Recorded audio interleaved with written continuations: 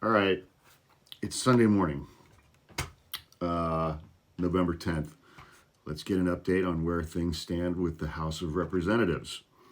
There are 435 seats total. Currently, there are 20 races that remain uncalled yet. There's no final answer in 20 outstanding House races. Republicans currently have 213. Democrats currently have 202. There are 20 outstanding. You need 218 to have a majority in the House, 218 to control the House of Representatives. There are 435 seats. If you divide that number by 2, you get 217.5. So 218 is the magic number. Currently, a couple of these are still kind of ping-ponging a little bit. Currently, Democrats lead in 11 of those seats, which would bring them up to 213, the number that Republicans have now. Republicans currently lead in 9 of those seats that haven't been decided yet, which would bring them up to 222, which would give them a 4-vote margin, or 3.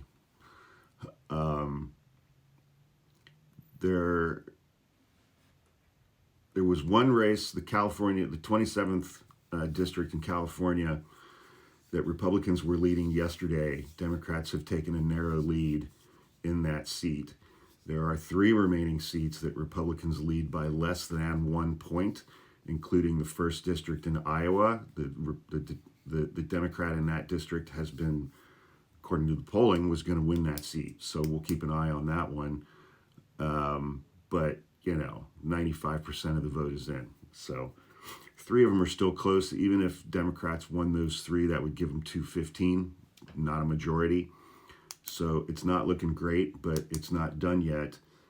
And it could take another week or 2 or more to finish counting the ballots in these races.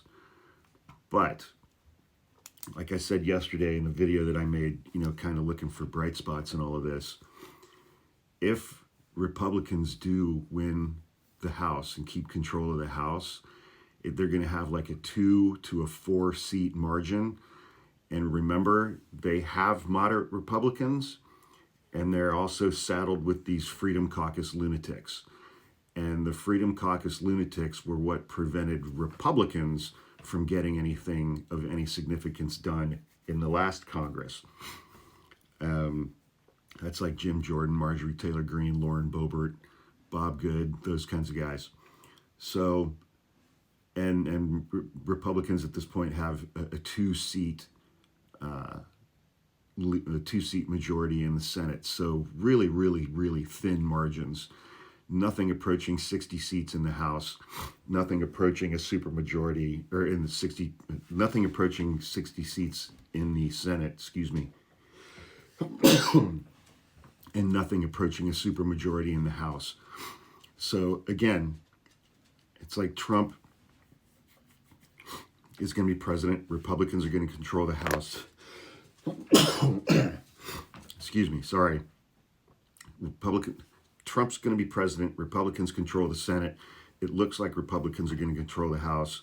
But the biggest issue during the next 2 years is going to be Republicans fighting with Republicans. Excuse me. Allergy season out here in Northern California.